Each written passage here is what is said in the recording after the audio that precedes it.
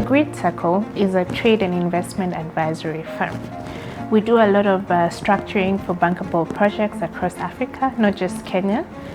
We've had a lot of collaboration throughout Africa so far.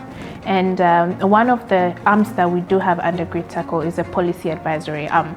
And the policy advisory arm is the one that came up with this policy roundtable to help people understand what the local content bill is, because it has huge implications on Kenya's economy, from the entire value chain to the employment in the country, to also how we're seeing profits being repatriated to other countries.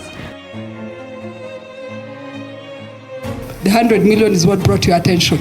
If I hadn't done it, we are Kenyans, we do not treat. Number two, if I hadn't mentioned the 1 year, sector players would never have bothered. So what happens in the bill making process, you ask yourself, all the content we've spoken today, can it be in a 2-pager? Because I'm seeing you guys printed something more. We actually have a 2-pager. So what we do is just to ignite the conversation. In fact, we first advertised on February 17th, an advert for stakeholders to bring in their public views and input on the bill. Of course, we've received a lot and overwhelming input. For me, a reason, like now for the agricultural produce, picture if I had given exemptions. How many would I give and which ones would I know? So we always start by including everything. Then companies come and say we have to import concentrates.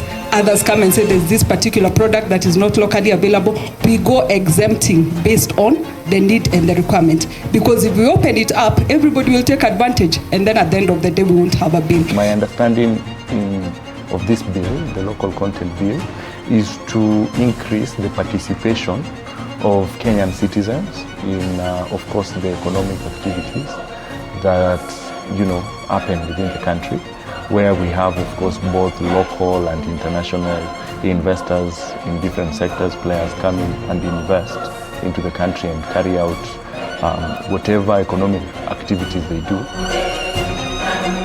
If I may look at the technology sector, Kenyans are very well trained, they are very qualified in terms of technology, in terms of innovation, in terms of also when you also look at the creative economy as well.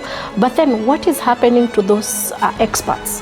Most of their knowledge is being wished away because there is no retainance. We focus more on foreign multinational entities offering platforms for technological advancement, as opposed to appreciating our own technological experts within our jurisdiction. This bill will actually help the industry grow.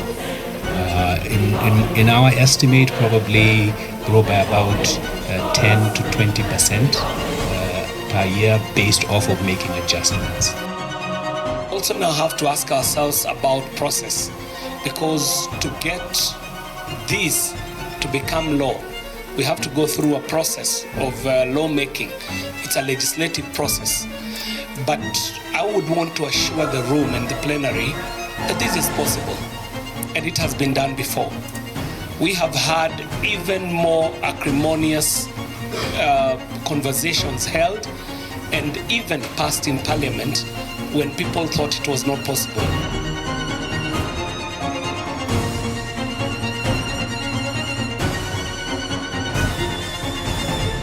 So I really appreciate all the input you've given us today.